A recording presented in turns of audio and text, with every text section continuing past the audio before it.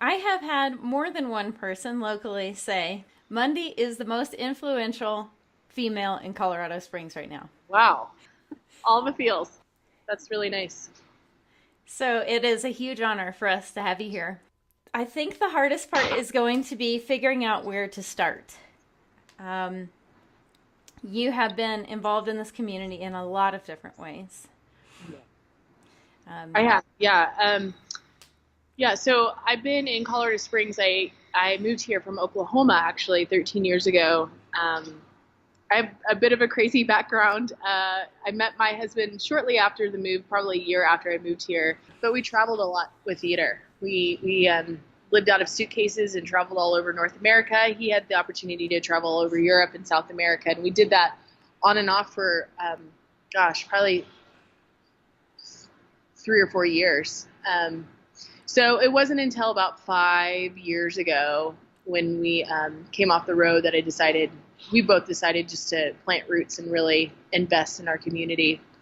Just because it's hard living out of a suitcase, you feel like all the things are happening, and you're missing out and really missing home and a place to call home. So one of the things that we used to do when we were traveling on the road was we had this exercise at night where we'd ask each other, what's the next best thing?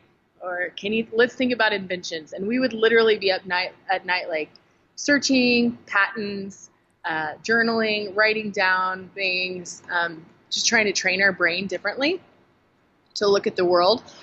And when I got off the road,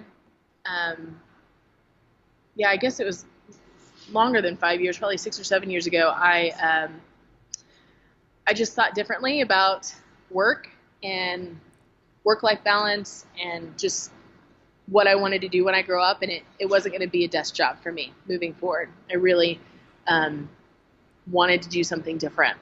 So that's kind of that whole process and experience kind of sparked that entrepreneurial bug, so to speak. And so, yeah, so when I got off the road, I just started brainstorming some things.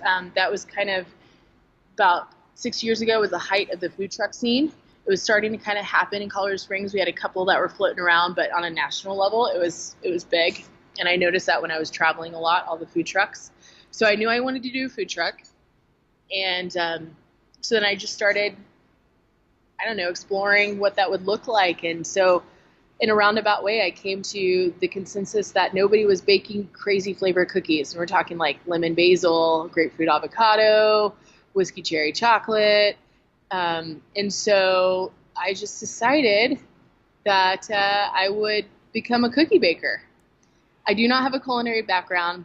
I'm not a baker by heart, but I saw a need and I wanted to fill a need in our community. And so I worked my butt off in the kitchen and learned how to bake cookies.